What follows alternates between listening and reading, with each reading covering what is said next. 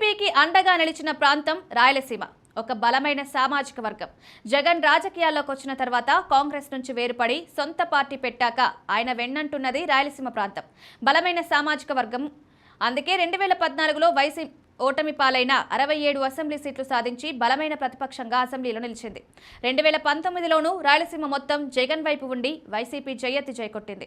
ఫలితంగా మొత్తం రాయలసీమలోని 4 జిల్లాల్లో ఉన్న 52 అసెంబ్లీ సీట్లకు గాను టీడీపీకి 3 అంటే 3 దక్కిదే. 49 సీట్లను వైసీపీకి గెలుచుకుంది. ఇంతలా ఒక రాజకీయ పార్టీ పర్ఫార్మ్ చేసింది గతంలో అయితే లేదు. అయితే 2024 నాటికి చూస్తే సీమ జిల్లాకు మొత్తం వైసీపీకి ఫేస్ టర్నింగ్ ఇచ్చుకున్నాయి. వైసీపీని నమ్ముకుని 2 సార్వత్రిక ఎన్నికల్లో బలంగా నిలబడిన ఒక కీలక సామాజిక వర్గం సైతం మాకెందుకు లెమ్మని పట్టనట్లుగా ఉండిపోయింది. దీంతో రాయలసీమలోని మొత్తం సీట్లలో 7 అంటే 7 మాత్రమే వైసీపీకి దక్కాయి. అలా కూటమి దెబ్బకు ఫ్యాన్ పార్టీ ఒక్క లెక్కన కుదేలైపోయింది. మరోవైపు చూస్తే కాంగ్రెస్ హయాంలోనూ, ఇంకా చెప్పాలంటే వైసీపీ పుట్టాక గెలవని సీట్లలోనూ 2024 ఎన్నికల్లో గెలిచి సత్తా చాటింది. దాంతో టీడీపీకి సీమలో గ్రాఫ్ బాగా పెరిగింది. దాన్ని పదిలపరుచుకునే పనిలో అపర చాణక్యుడు చంద్రబాబు ఉన్నారు. రాయలసీమలో కనుక వైసీపీ కూసాలు కదిలిస్తే మాత్రం 2029లోనూ అద్భుతమైన విజయాలు టీడీపీ కూటమికి దక్కుతాయని లెక్క వేస్తున్నారు. నిన్నటిదాకా వైసీపీ వెంట ఉంటూ అన్ని విధాలుగా అండగా నిలిచిన ఒక బలమైన సామాజిక వర్గాన్ని సైతం ఆకట్టుకునే పనిలో టీడీపీ ఉంది. ఇందులో చాలా వరకు సక్సెస్ అయింది. ఇక కడపలో మహానాడుని టీడీపీ అత్యంత గ్రాండ్ గా నిర్వహించి జగన్ ఇలాకాలో తన తడాఖా చూపించింది.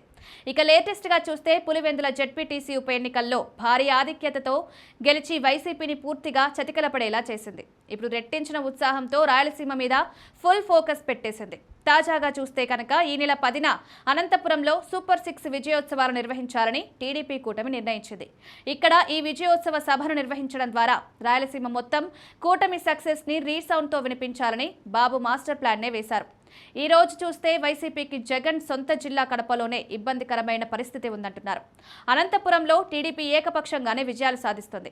కర్నూలు, చిత్తూరులో కూడా తన పట్టును పెంచుకుంటూ వస్తోంది. వరుసగా చంద్రబాబు, లోకేష్ రాయలసీమ జిల్లాల్లో పర్యటనలు చేస్తూ వస్తున్నారు. ప్రజలతో మమేకమవుతున్నారు. బనకచర్ల ద్వారా సాగునీటిని ఇస్తామని, శాశ్వతంగా కరువు లేకుండా చూస్తామని చెప్తున్నారు. హార్టికల్చర్ హబ్ గాను, పారిశ్రామికంగాను రాయలసీమను నిలుపుతామన్నారు. ఈ విధంగా వైసీపీకి హార్డ్ కోర్ రీజియన్ గా ఉన్న రాయలసీమలో వచ్చే ఎన్నికల్లో తమ హవా ఇదే తీరును కొనసాగిస్తే ఫ్యాన్ పార్టీకి రాజకీయంగా ఇబ్బందులే అన్నది టీడీపీ వ్యూహంగా కనిపిస్తోంది.